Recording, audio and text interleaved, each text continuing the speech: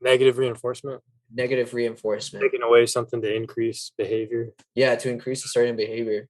It's Exactly. like when they tell you like don't hit the wall and then they'll hit it more kind of deal. Exactly. But you Yeah. kind of incited, that a little Reverse bit. psychology. Reverse engineering. Yeah, Don't press this button, and you probably want to press it. Yeah. exactly. Yeah. Yeah.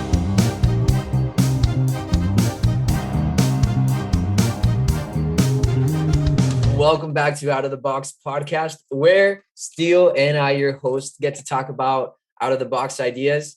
Today, we're going to be talking about how we learn.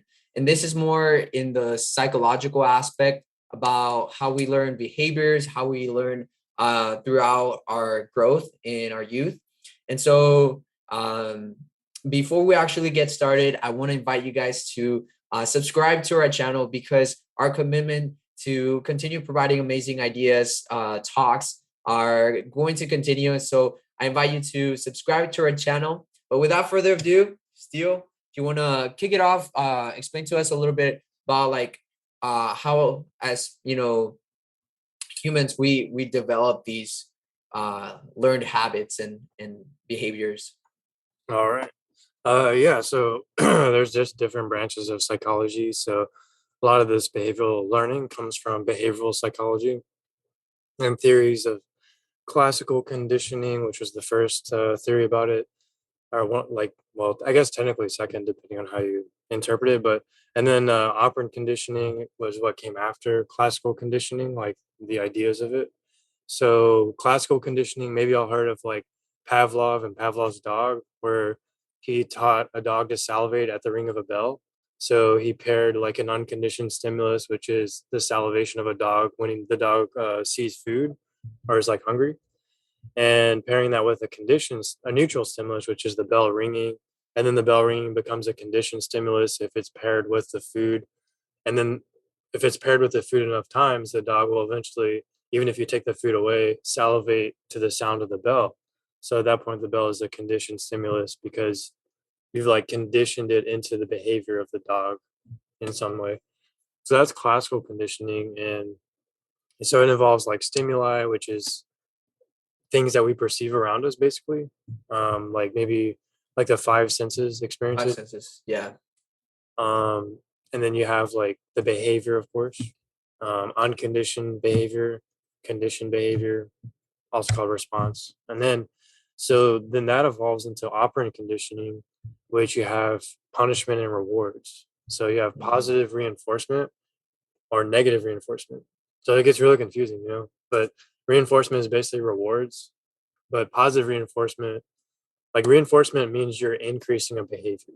And positive reinforcement, you're adding a stimulus to increase the behavior. But with negative reinforcement, you're taking away a stimulus to increase behavior.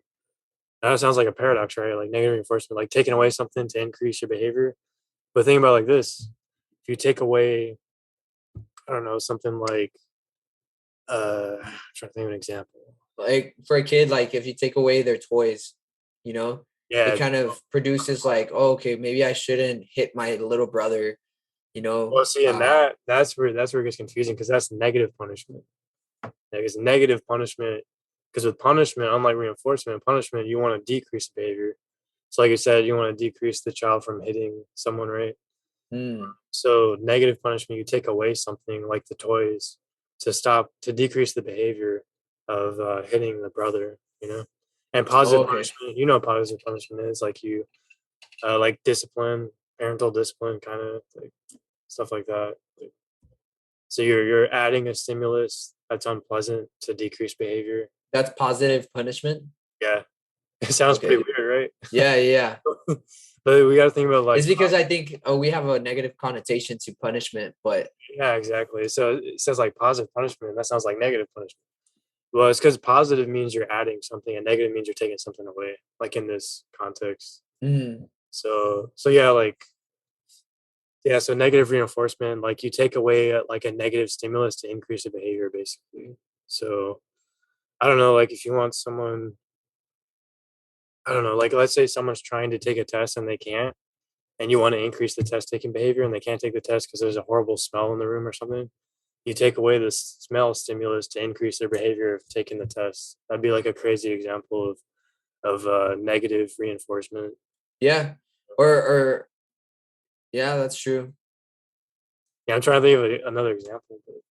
But Or like for example, I usually you know how when some people they, let's say a girlfriend, tells their boyfriend like kind of like doesn't give him attention, but she does it like for the reason so that he wants her more, kind oh, of deal. what's the end? So she decreases like affection so to increase his attraction towards her, Nice. right? Would that be like what's it called? Uh, Like Negative reinforcement, negative reinforcement. taking away something to increase behavior. Yeah, to increase a certain behavior. It's Exactly. like when they tell you like don't hit the wall and then they'll hit it more, kind of deal. Exactly. But you Yeah, kind of incited, that a little reverse bit. psychology. Reverse engineering. Yeah, Don't press this button, and you probably want to press it. Yeah, exactly. Yeah. you can't have this. Would that be negative reinforcement? Oh, which one? The button? Like the button, for example, That's a good question. Actually, it seems like it's mentally. Yeah, it seems like it. It sounds like it is. Maybe it is. mentally. You know? But what are you removing though? Yeah, you're not really. You're removing their ability to be able to press the button by saying Hmm. don't press the button. But so I guess the problem with that's more mental. That's like psychological removal. But I don't know if I'm not sure how much positive or negative reinforcement uses psychological stuff, but I know it uses physical stuff. So I think it has to be like a physical removal of something, not just Hmm. like mentally. And it's crazy because we do positive and negative reinforcement all the time. We don't even realize it. I mean, we just do it naturally. Like we've learned things through positive. All of that's what I'm getting to. So like all of our behaviors Hmm. come from operant conditioning, from this reinforcement and punishment. Like for example, we are reinforced to believe that the color red means stop. And why? How do we get reinforced with that? Because we're taught growing up that stop signs are red, so you stop. Stop lights are red, so you stop. Green lights are green, so you go. So anytime we see green or red, we kind of associate that, you know? And that's Yeah, or we associate green with like positive things and red with like negative, more like negative or like, you warning, know, danger. warning, danger. Yeah. Yeah, Yeah. Like you hear the sirens, you see the red lights. because we've gotten positive reinforcers throughout our whole lives to believe that. Hmm. Like positive reinforcement can be praise. It can be someone saying good job or you did really good or like that's positive reinforcement. Like someone saying something positive to you. So it's kind of interesting how it shapes all of our behaviors, Yeah. Yeah. Somebody tells you like, hey, you seem really good. And then somebody tells you, hey, you seem really good. And after like the 10th person, you start realizing like, oh, maybe I should do something about this. Like maybe I should, you know, become a musician, or maybe I should sing. I should become a singer. Yeah, and then when you get excited when you're playing music, you're positively reinforcing your desire to play music. So you end up playing more music. Like me in filmmaking, Yeah. I got such a rush out of making like my first movie or like movies I made, and I kept getting positive reinforcement from other people saying, "Hey, that's really cool." That was positive reinforcement, or like from posting on YouTube and getting a lot of likes or something. That's another thing. Social media, like likes are positive reinforcers. Yeah. That's why the behavior increases. People can get And it. what about when somebody puts like a thumbs down though, I guess that when would they be don't, positive punishment then, because or you're they leave a negative comment? Is that yeah, negative reinforcement? that'd be like because reinforcement is increasing behavior, so it'd probably be positive punishment because punishment is decreasing behavior, and positive means you're adding something to decrease the behavior. So you're adding a negative comment to decrease, I don't know, whatever behavior is associated with Yeah, to kind of push the other person to stop posting or like posting or writing, yeah, right? exactly. So Hmm. it So it's influences negative punishment. positive punishment. Yeah, yeah, Oh, positive punishment.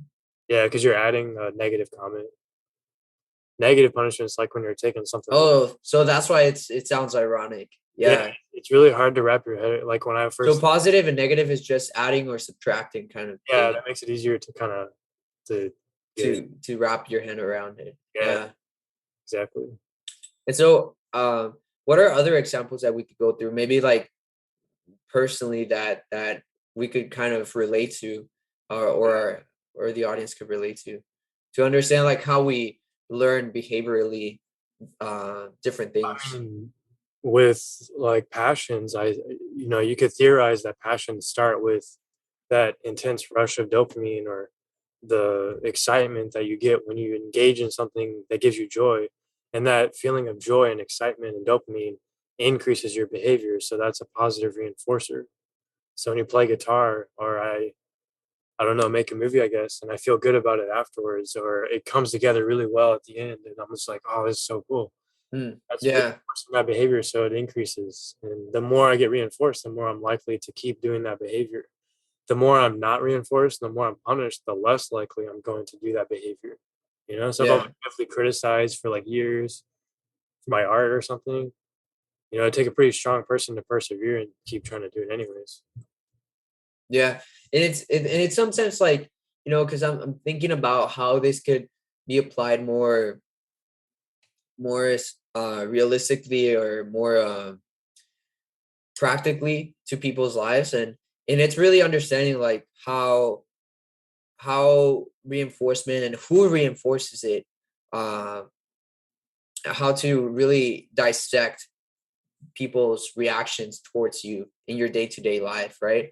So like for example, the other day I was listening to this guy who was talking about how he I think he was also like a filmmaker or something like that. And he said that he was giving his best secrets out to the public, and his mom told him like, hey, why are you doing that? Like if you keep telling people your secrets about how you do your films, then people are just gonna copy that and steal that, and then you're gonna have more competition. But then uh he was mentioning that and saying, well, like um he was talking to the other presenter, and the presenter was saying like, well, I've been giving it out for free for the longest time, and it's worked out for me. And so it really comes down to like saying like, well, whose advice are you seeking? Well, has your mom ever done full films? Has she ever shared, built businesses or done anything like that? Is there something credible that you can say like, okay, well, she's had life experience, she's seen, that some people are mischievous and stuff like that. So, it does have some validity, right? But then to really get the truth behind it, or of what you should do, and you should get other opinions that are maybe a little bit more well-rounded, or have are within the same area that you're trying to grow in, right? And so as we're going out through day-to-day life and moving and choosing different behaviors, it's really good to understand like, who am I listening to, and Yeah, also what perspective I have, because it's really almost like a cause and effect, right? yeah, When we write stories, like playwrights, people who write stories, it's a cause and effect. Like something happens, there's a conflict, and then there's an effect to from that conflict, whether it's positive or negative. But I think that's how we can write our own story, right? Because we're constantly writing our story in life. Every decision is another paragraph, another line in our book of life, for example. And how we carry our life is how we continue writing that story. We can make a change by changing our perspective, and maybe the story can take a different path, and we can take different actions towards that path. But what do you think about that? Like, do you see that practically as well? Like, or how can people apply that to their lives? yeah. I mean, in terms of like like reinforcement and punishment, and Yeah, reinforcement and punishment. yeah, yeah. I mean, I think positive, well, all the types of reinforcement and punishments can shape our beliefs and our stories about who we are and the world for sure. Hmm. When we're influenced by someone, it's because we perceive them in a certain way, where we look up to them. So that can be a kind of maybe a form of positive reinforcement. Because if you're given praise by that person, or you feel better around them, or like you can trust them through for whatever reason, right? maybe the ideas that they're telling you are getting reinforced in your mind, and so you carry that around, and maybe that's even how the sense of self develops and how personality develops through positive reinforcement and punishment, and maybe that helps reinforce or not reinforce certain traits, or maybe not. Maybe some traits are fixed, you're just born with it. And everything in life, like the stop signs, the story, the self of our lives, Mhm. and our beliefs, our opinions are shaped by this. I think one could almost say that punishment and reinforcement is like the puppeteers of us. We're like the puppets almost, but that's a really almost cynical way to look at it. And Yeah. that almost says that we don't have free will. So I don't know if that's entirely true. I wouldn't say that's 100% true, but I could say it's probably part of it. It's part of our behaviors. What shapes it is punishment. Yeah, and I would say like yeah, like punishment, punishment and reinforcement are both like external factors, right? Like external stimuli. And like the story that one writes in their life, the actions and behaviors one carries out in their life, which essentially form identity and how we view ourselves, really also has another aspect, right? There's the external stimuli and the interior stimuli, right? Like how we choose to view the world, or the lenses that we have based on our culture, based on how we were raised, based on the economic status that one had in their family growing up. Just different, all these different lenses that one carries with them are really what how one sees the world, right? And so I think it really comes down to an aspect of perspective, Mm, right? It's both perspective and stimuli from the world, right? yeah, How we choose to take in the information that we're receiving from a movie, from from like a book, whatever it might be. We're taking this external stimuli, this information, and then we're processing it based on our perspective to really carry out certain behaviors in the world. And that's how our story is written. yeah, you're diving into the psychology of it. You're diving into how we interpret it, because that's what Mm, you're saying. Like yeah. the way we interpret the stimuli affects how the stimuli affects us. Because there could be someone who's a masochist and be like, I don't care if you punish me. I like punishment, so punishment's not gonna have the same effect on a masochist as it will on a person who doesn't like punishment. Yeah, So that's true. Yeah. like Yeah. we talked in the past, you may have brought up stories and examples of people who are like in prison and Mm. suffering, but they saw the positives of it or took something else from it. Yeah. Their Yeah. interpretation. Yeah. It's almost like they realized that, like, and even like there's been in the past, I think I don't know if you knew this, but there was some like priest like in the Catholic Church who would whip themselves, Yeah, I've heard of. to kind of suffer with Christ, right? And they, of course, they took that off.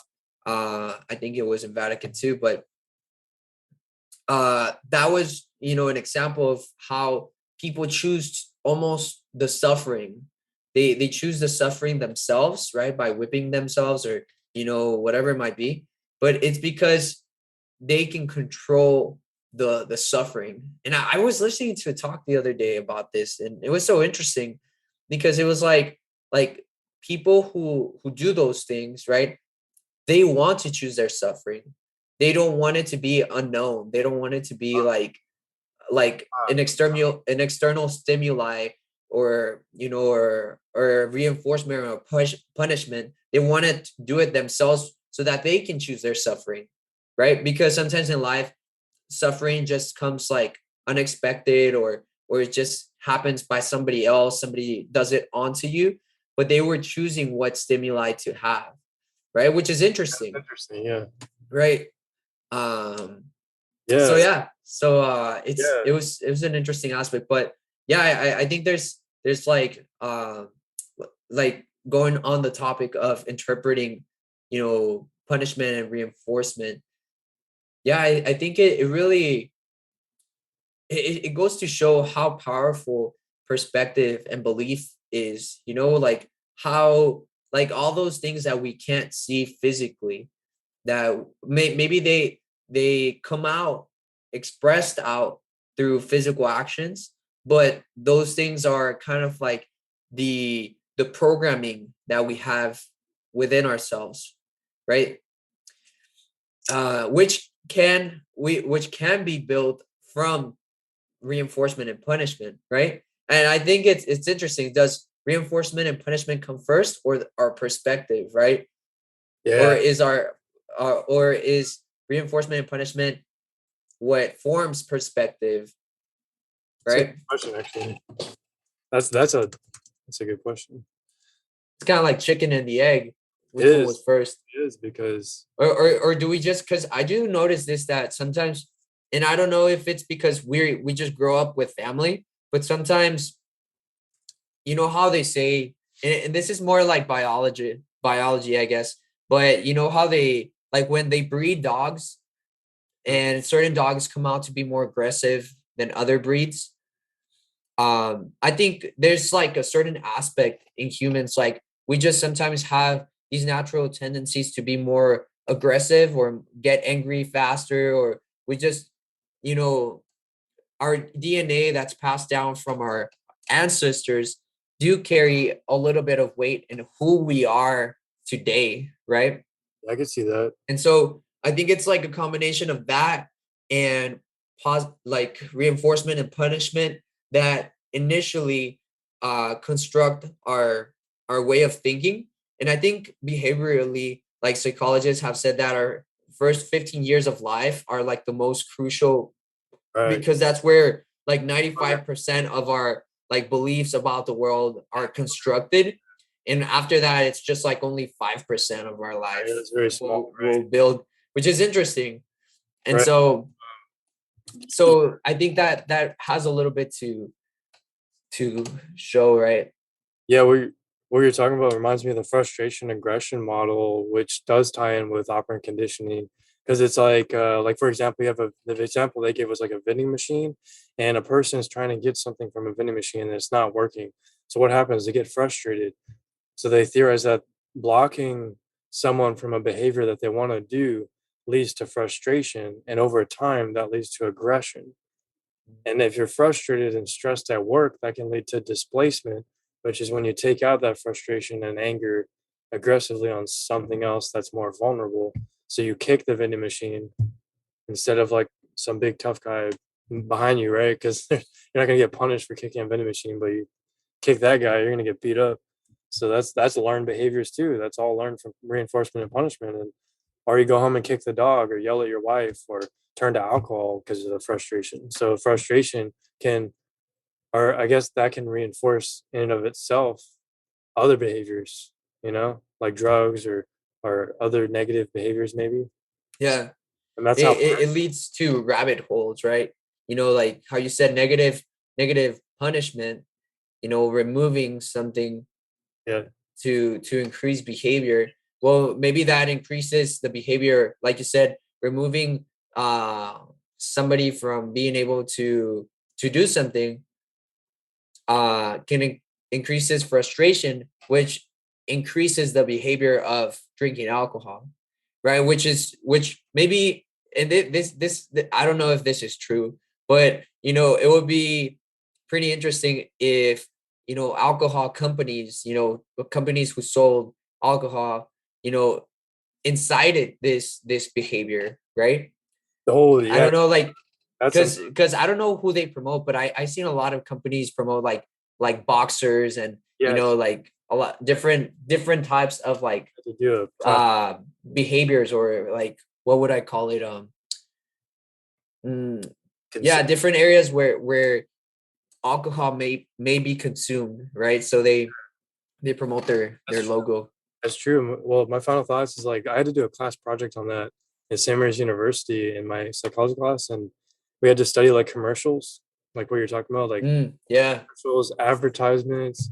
They use positive reinforcement all the time, and sometimes Mm, other methods to try to get customers to buy their product. So, like they'll have a famous celebrity presenting the product as positive reinforcement, or show all the benefits of using the product, and they'll exaggerate the benefits. Some commercials are ridiculous, but they do that to try to get the customer's mind to start associating that product that they're selling with positive things so that the person is more likely to buy the product. you know, Mm. and trashing other companies in a commercial too. I guess that would be maybe, I don't know. I don't know what kind of that would be actually. That's a good question. But yeah, like that's what reminds me of like smoke, like cigarettes when they first came out, all the commercials trying to say they're good for you, and Yeah. they had to go backtrack it, and now they're doing commercials saying it's bad for you, so they have to undo that. So, Yeah. It's man. I think that's like media and arts really form our culture, like really form like how we see the world, right? And I think those are like external stimuli that provide uh I would say reinforcement, you know? Those are reinforcing ideas, right? And I think that's pretty interesting concept there. You know, I yeah, know that we started off like in behaviors and just trying to understand how we learn, but I think it really encompasses a lot of that's what I wanted areas, to build right? to. I wanted to show like this isn't just small things. This is everything we do in life, and everything every animal does in To the life. smallest decision, right? To the Yeah, smallest decision of whether I should recycle or throw it in the yeah. trash. It all comes down to reinforcement and punishment. At least according to some theories. Now, um, that's up to debate, though. You know. Yeah. So yeah, I mean it's crazy, and Yeah. all And species across all species too. So, yeah. cool. Yeah. And I guess like I would just include the perspective aspect Yeah, of that's what I that. want to add too, because I think that Yeah. makes a difference. That I think would add because it otherwise it would just be like reactions to Robots.